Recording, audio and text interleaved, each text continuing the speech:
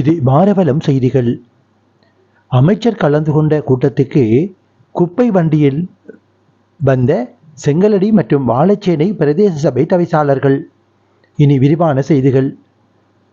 குப்பை ஏற்றும் கழிவகற்றும் வாகனத்தில் ஏறி மட்டக்களப்பு ஒருங்கிணைப்பு குழு கூட்டத்துக்கு சென்ற இலங்கை தமிழரசு கட்சியின் செங்கலடி மற்றும் வாழைச்சேனை தவிசாளர்கள் இதுவரையில் தமது சபைகளுக்கான வாகனங்கள் வழங்கப்படாத நிலையில் இன்று காலை மட்டக்களப்பு மாவட்ட செயலகத்தில் இடம்பெறும் சுற்றுச்சூழல் அமைச்சரின் தலைமையிலான மாவட்ட ஒருங்கிணைப்பு குழு கூட்டத்தில் கலந்து கொள்ள கழிவகற்றும் குப்பை ஏற்றிச் செல்லும் வண்டியில் செங்கலடி மற்றும் வாழைச்சேனை பிரதேச சபை தவிசாளர்கள் வருகை தந்ததை அவதானிக்கக்கூடியதாக இருந்தது.